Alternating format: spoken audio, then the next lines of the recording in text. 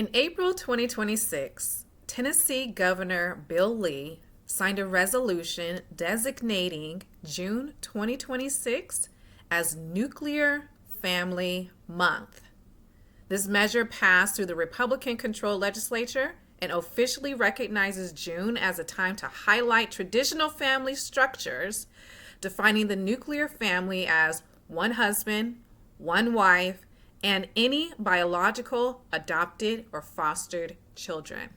Greetings, beloved. I am Coach Felecia Killings. I'm the founder and CEO of the Felecia Killings Foundation and the Conscious Conservative Movement.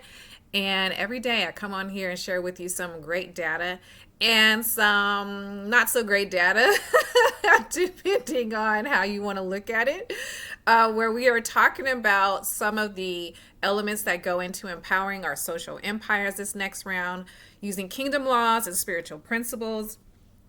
And I'm actually really excited to talk to you today about what this next data point is suggesting for us.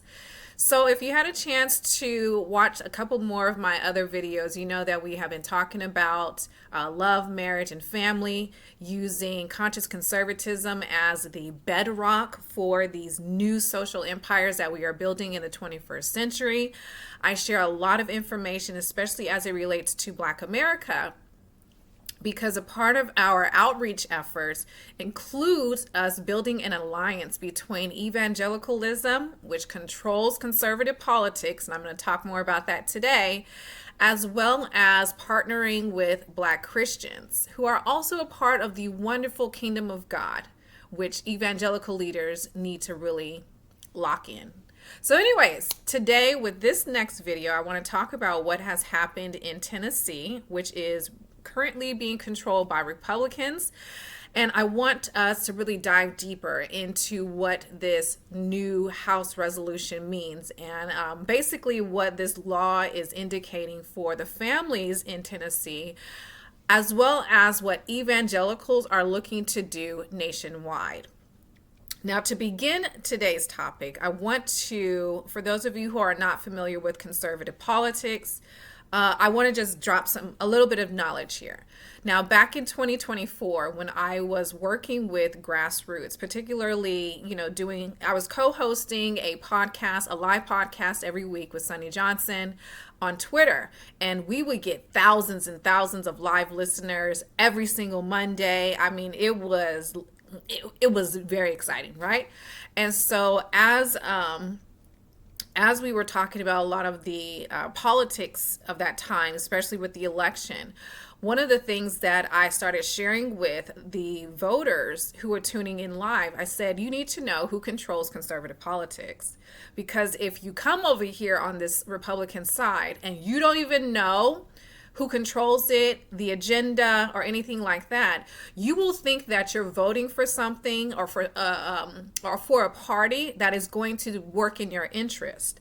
And so as I am talking about this, I realize that Sonny Johnson and everyone else basically within conservative grassroots they had no idea who control conservative politics. Despite them being a part of the Republican Party for over a decade, they never knew who controlled conservative politics.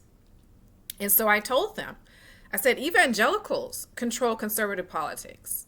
I said, evangelicals have controlled this party and conservative politics since America's inception. And you can trace it all the way back to the 1600s, 1700s, Evangelicalism has always defined conservative politics. And at times, you can even, again, look in history, at times you could see how they also controlled the Democrat Party.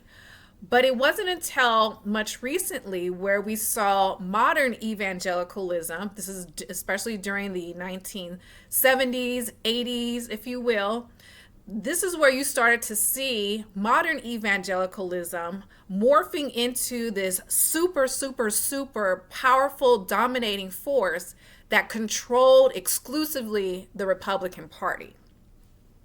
And so as I'm teaching this to grassroots, as I'm teaching this to Black voters, again, during that live podcast on Twitter, everybody was just flabbergasted because they assumed, first of all, they didn't even know what an evangelical was. despite me working with them for so many years.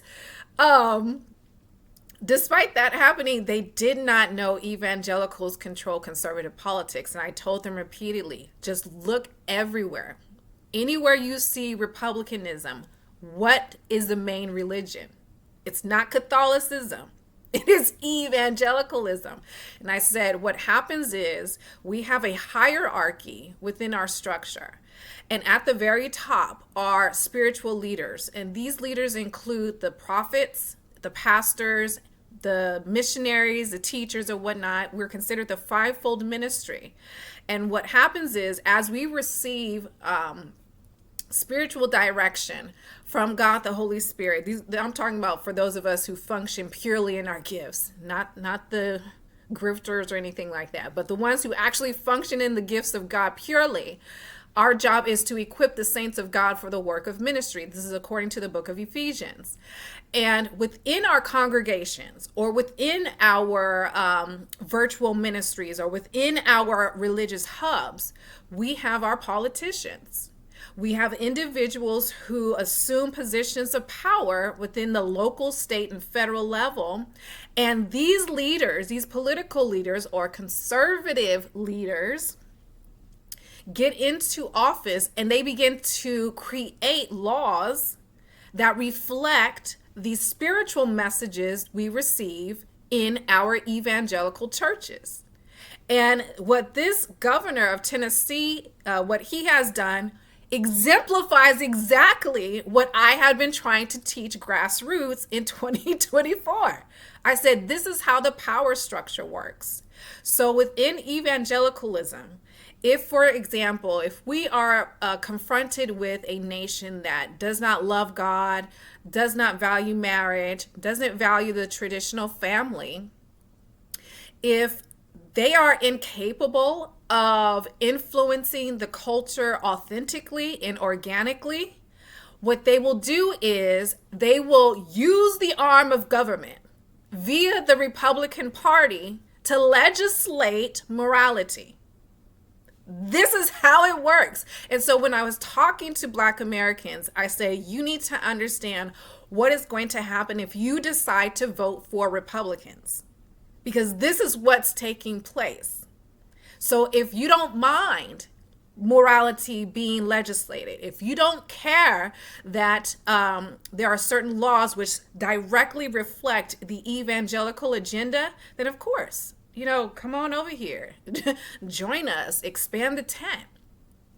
But if you're thinking to yourself that Republicans are just going to be focused on fiscal responsibility, I told them flat out, I said, that doesn't happen here, because evangelicals love to spend money, like to the tune of billions of dollars every year, because that's what funds the evangelical kingdom.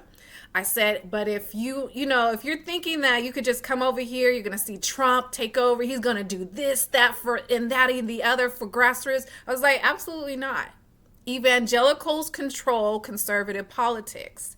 And evangelicals don't have a problem taking the agenda that has been delivered through spiritual leadership and creating various laws that reflect that agenda. And what's happening now is they're going to get to the point where they are attempting to federalize this agenda. And so you really do have to pay attention to, again, who controls conservative politics and whether or not you want to align with it. Now, as an evangelical myself, again, I have told everybody my story. Again, I don't understand how grassroots didn't put it together, but whatever. Growing up evangelical, this is just normal behavior. This is just what I've always seen happening. So it's not something that's shocking to me, but I can understand how it would be shocking to those of you who are on the outside of it.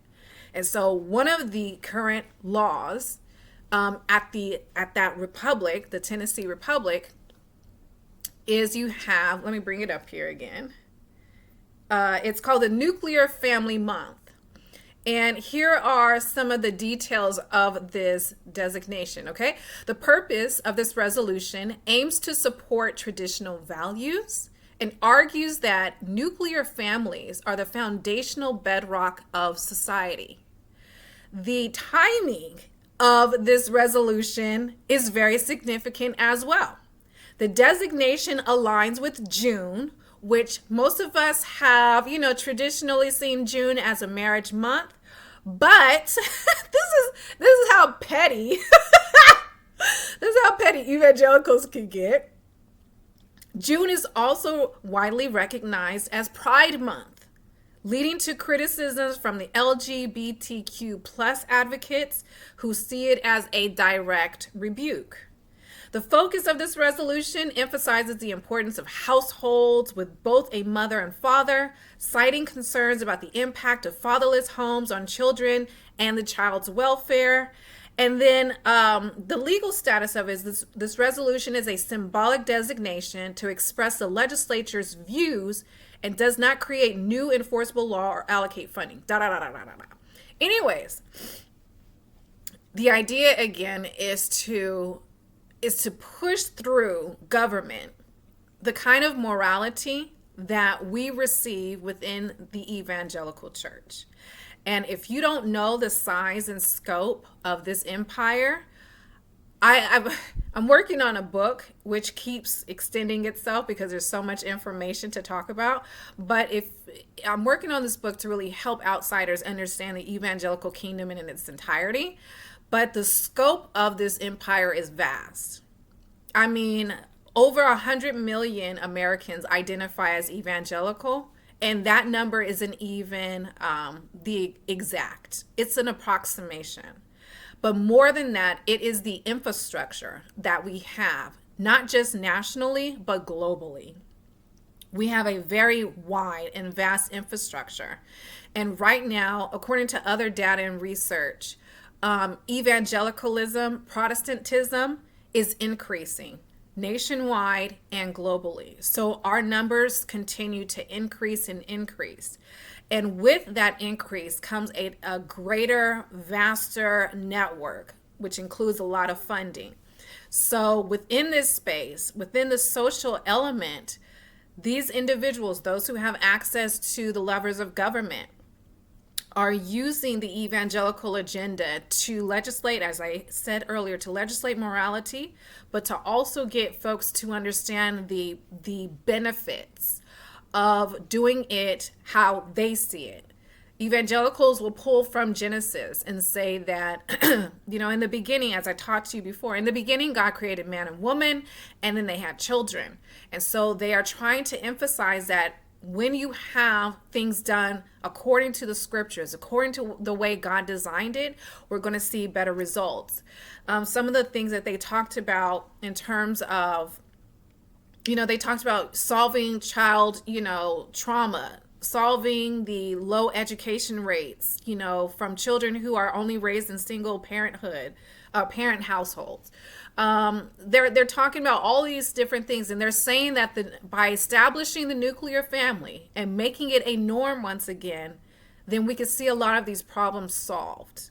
And so I will talk more about that, I guess, as time goes on. But one of the key highlights I wanted to mention was you have to see what's going on in conservative politics and understand that politics for evangelicals is not separate from religion.